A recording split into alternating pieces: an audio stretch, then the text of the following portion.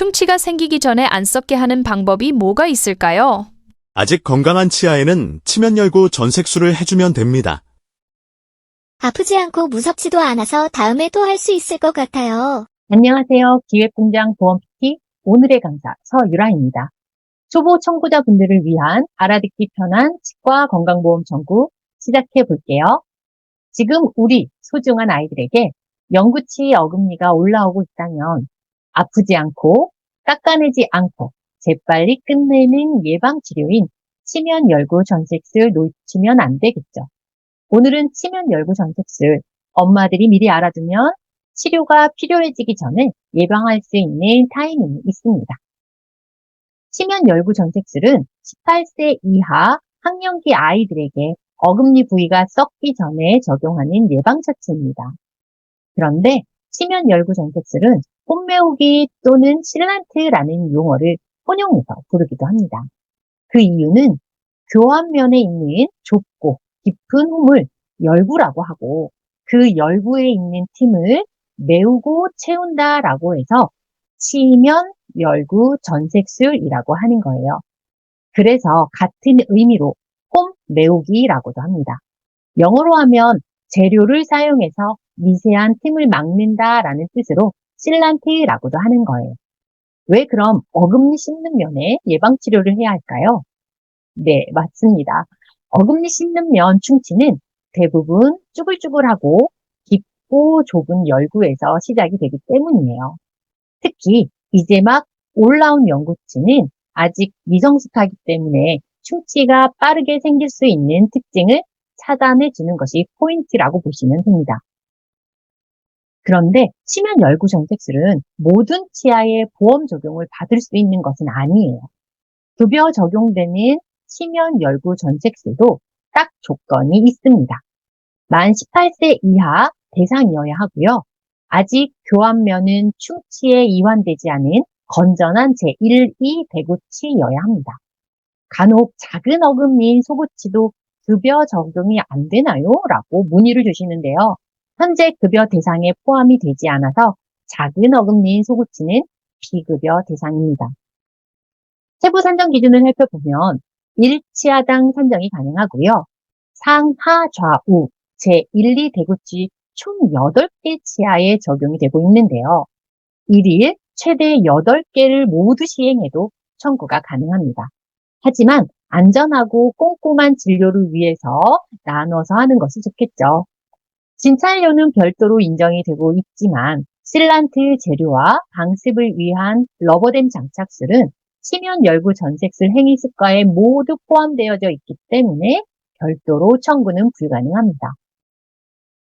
초등학교 4학년 하나의 현재 36번 치아 상태 기록을 보면 현면에는 우식이 있지만 교환면은 건전 치아이기 때문에 예방 조치가 필요해 보입니다. 지난 시간에 배웠던 광중합형 복합 내진 충전을 시행하는 날 치면열구 전색술도 동시 시행한 차트 내용입니다. 여기서 눈여겨보실 부분은 치면열구 전색술의 상병명입니다. 광중합형 복합 내진 충전은 치아에 우식 질환이 발생해서 하는 처치이지만 치면열구 전색술은 우식을 예방하기 위한 목적으로 시행되었기 때문에 상병명도 기타 명시된 예방적 조치라는 코드로 청구를 해야 합니다. 이때 같은 날 동일한 치아에 두 가지 처치를 시행한 경우 고시 내용에 의거해서 치면열구 전색술은 50%만 산정하도록 하고 있어요. 그리고 방습을 위한 러버댐 장착술은 시행했더라도 치면열구 전색술 행위에 모두 포함하여 만들어진 습과이기 때문에 별도 산정은 불가합니다. 청구된 차트를 보고 계시는데요. 요양급여 자격이 건강보험인 경우 본인 부담률은 일반적으로 30% 적용이 됩니다. 하지만 2017년 10월 1일부터 만 18세 이하 어린이 및 청소년의 치면열구 전색술 본인 부담률이 기존 30%에서 10%로 인하되었습니다. 이는 문재인 케어의 보장성 강화 정책의 일환으로 본인 부담률을 낮춰서 부담을 완화해주는 목적으로 시행이 되었어요. 두 번째 사례를 보겠습니다.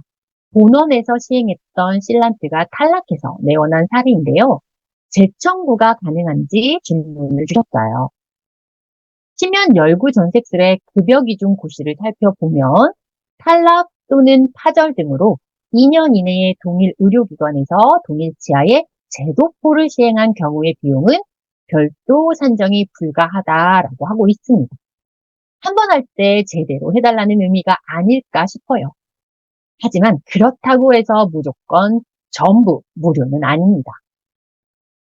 이런 경우가 발생하면 진찰료는 정상적으로 적용이 되어서 환자분께 설명을 드리고 수납을 받으시면 됩니다.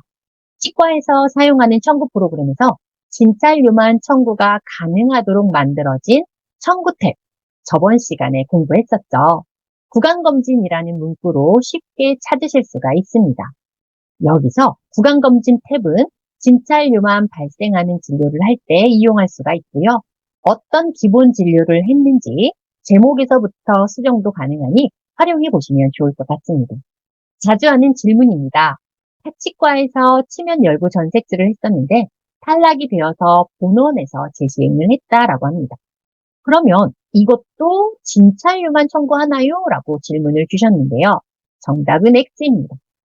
그 이유는 앞서 보신 고시 내용에 의거해서 우리 치과가 아닌 타치과에서 시행한 실란트가 탈락이 된 경우는 기간에 상관없이 100% 산정이 가능합니다. 다음 질문입니다. 기존 치면 열구 전색술된 치아인데 우식증이 발생해서 실란트를 제거했어요. 그런데 이때 실란트 제거한 것을 수복물 제거 청구가 가능할까라는 질문이시죠.